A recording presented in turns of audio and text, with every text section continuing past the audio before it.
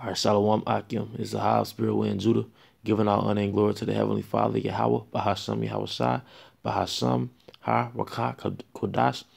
Also giving double honors to the apostles, a great millstone who rule well, who lead well. And I also want to say peace and blessing, salutation to the hopefully elect. Today I want to go into, well, actually I want to show a video of the philosopher, if I may, Thomas Sowell, in an interview. All right, under this is why the politics of the left actually keep minorities down. All right, and he's in the interview, and that's not Thomas Sowell, but he's in the interview, and basically I'm just gonna go right into it. You know, you're gonna find out why.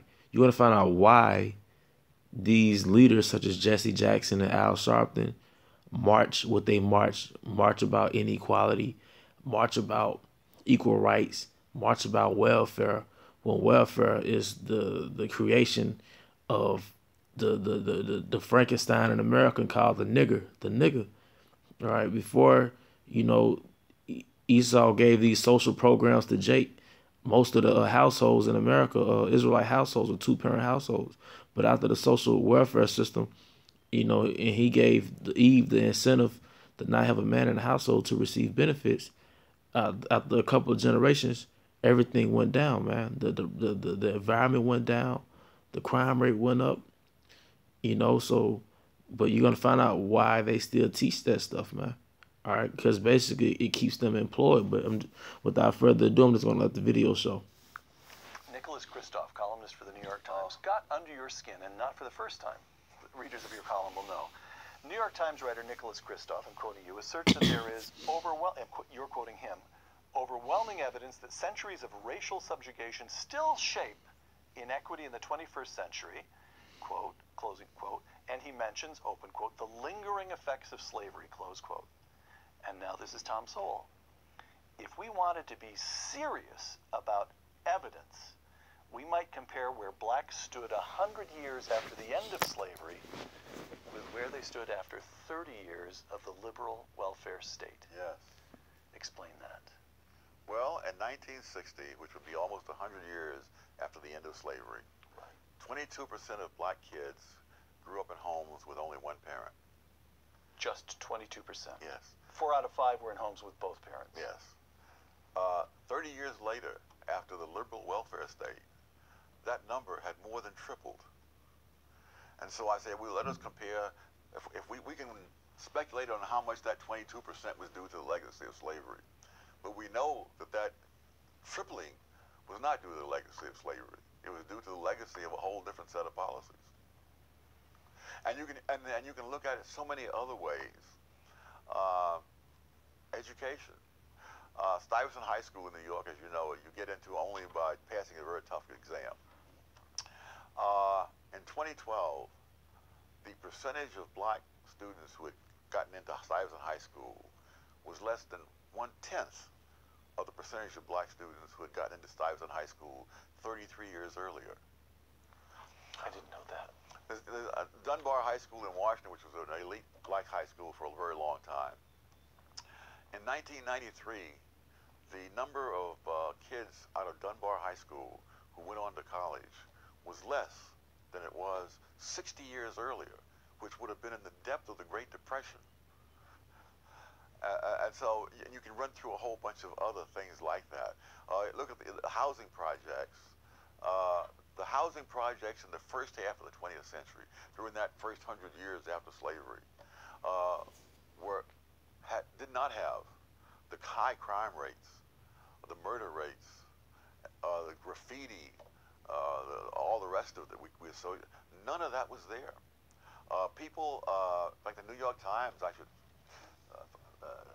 Kristof should read his own old papers, pointed out that on Saturday mornings it was common in the housing project of this earlier era for parents to leave their doors unlocked because some of the parents could afford television, some couldn't.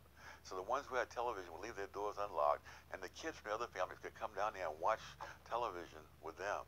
Well, now the latest figures show that most people below the poverty line have 2 television sets and cable, but they wouldn't dare leave their doors unlocked in a public housing project.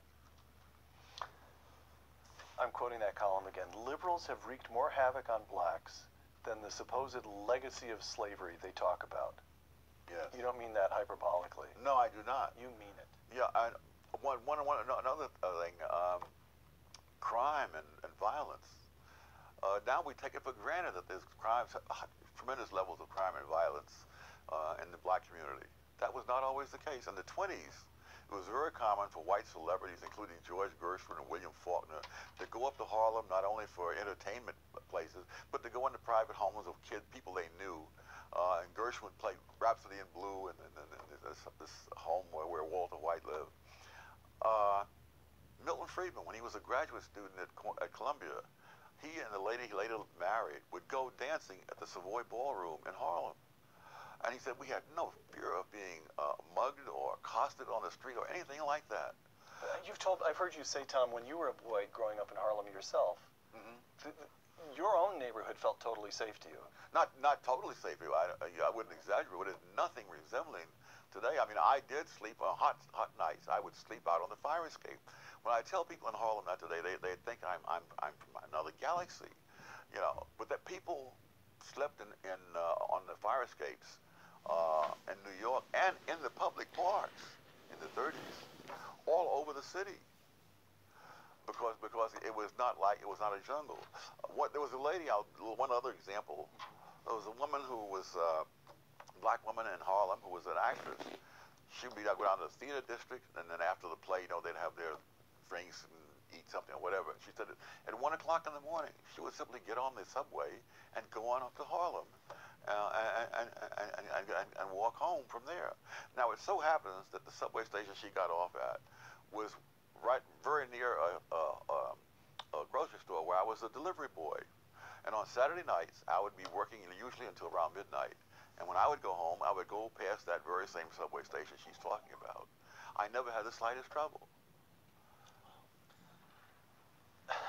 So if the comparison between progress, simply the decency of life available Yes. to people, they weren't families were intact, and schools worked, and the neighborhoods were more or less safe. Yes. People were able to lead decent lives.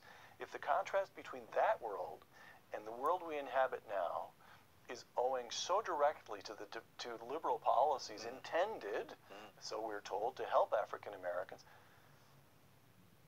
why do African Americans support the more liberal of the two parties, the Democratic Party, at the rates of 90 and more %? Why is the first African American president so deeply committed to promoting and extending liberal policies? Why is his African American attorney general, again, so deeply committed to affirmative action and other? Why? This makes no sense. I don't think we could be enough hours for you to answer all of those. But to take the political thing, one of the things I discovered in the research for my book I'm currently working on is that leaders of groups that are lagging in countries around the world almost invariably have counterproductive policies for them. And it makes perfect sense because insofar as members of lagging groups assimilate into the values and achievements of the larger society, they don't need those leaders. You see this. You look at the history of the Czechs in the 19th century. People are worried that the Czechs are all learning to speak German.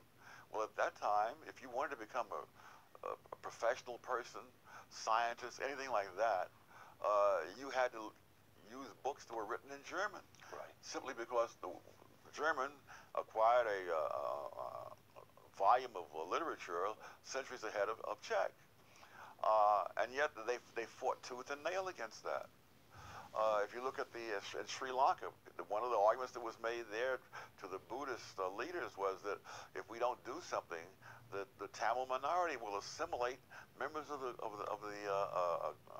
Sinhalese majority, and then there'll be no Buddhists or Sinhalese in another several generations. And so, I mean, there's no mystery to me as to why Jesse Jackson says what he does, or Al Sharpton and others, because that benefits them, but it does not benefit the people they lead. And all the the incentives are for leaders to lead people into things that don't help the people, but help the leaders. All right. This is Isaiah chapter 9, verse 16. For the leaders of this people cause them to err, and they that are led of them are destroyed. All right. So in a nutshell, he's basically explaining that, you know, these policies that created these urban environments that we see today in Jackson, Mississippi, Memphis, Tennessee, Chicago, Illinois. They created these environments of these multiple generations of single parent households, raising misguided young men and women, which is responsible for a lot of the crime that's in these neighborhoods. Because Esau put those things in a neighborhood, but it's likely the misguided youth is gonna fall for the traps. Okay, but the question has been asked to Thomas Sowell if these policies and these cushions obviously hadn't helped these people, why are these leaders still pushing the policy? But he explained that as we acculturate into the American culture, we don't need Jesse Jackson anymore. If you basically assimilate into America and just join a winning team, which is basically the Republicans' party argument, like, look, just join a winning team, you're not getting reparations, right? You don't need the leaders anymore. You know what I'm saying? You don't need to fight for anything because you basically join for the winning team. So the leaders, they create this thing where you getting shitted on by the government and this, that, and the third. You need welfare. So they create that fright to keep themselves employed. You see, but it's not that we're not oppressed by Esau, but basically Jake has an option to assimilate into the winning culture, basically.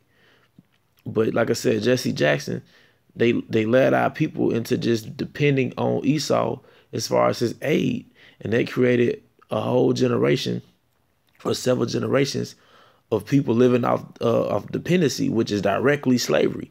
Either way it goes, you screwed because we're depending on someone's power structure to survive. But through the liberal movement, the left wing, Jesse Jackson, Al Sharpton, they created environments that was totally eating out of the hand of the oppressor, man. All right, and it created the illusion that without welfare and without all those cushions, we won't survive, which is an illusion. But, you know, with that, I hope that was made clear. I hope you brothers are edified. Like I said, you know, the leaders of our people have caused us to err. All right. Prior to 1960, all right, we had more structure in America than we do now. I believe the single parent household, as far as the Southern Kingdom, was 22% because the stats had been done on the Northern Kingdom at that time. But now the single parent household for the Southern Kingdom is around 70%. Okay, so before we had those little welfare systems in place with Jake, 4 out of 5 of our homes were 2-parent households, and I can speak from my personal experience. One of the second neighborhoods we moved into in the city that I live in, you know, it was roughly 50% Jake, 50% Esau. But the Jakes that did live there, because they were 2-parent households, man, and it was a totally different atmosphere.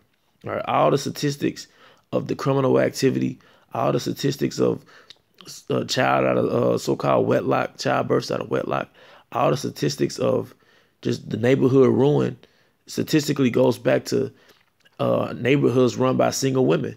All right, and who gave those cushions to these single women, man? Esau, but he did it through his left-wing Democratic liberal party, man. And as horrible as these cities are, run by these single mothers, they're constantly giving these women incentives to keep having birth without having family structure, man. The men that they have sex with has no attachment to the men that they ideally would so-called marry, man. They just go straight off just instincts, impulse, lust, because they have all these safety nets, which is an artificial environment. But I'm not going to keep going on and on. The point was, in general, most neighborhoods, no matter what culture it is, that has two-parent households, the crime rate is controlled. All right, but when a neighborhood is run by single mothers, that's when everything gets out of hand, man. Okay? As a matter of fact, I'm going to get another scripture before I close it out. All right. I believe that's Isaiah chapter 51, verse 20. Isaiah chapter 51, verse 20. Thy sons have fainted. They lie at the head of all the streets, as a wild bull in a net. They are full of the fury of Yahweh, the rebuke of thy power. Starting back from the top, it says, thy sons have fainted. They lie at the head of all the streets. Now, there was a documentary called Hood to Hood that I used to watch back when I was a little younger, around 15. And it showed all the Israelites in America, mainly the Southern Kingdom, on the corner, man. That's the head of the streets. It's called the corner. Even the rapper Scarface and Common had a song called "We on the Corner," okay. And basically, what was on the corner? It was Jake out there selling drugs, man, being wild. You know what I'm saying?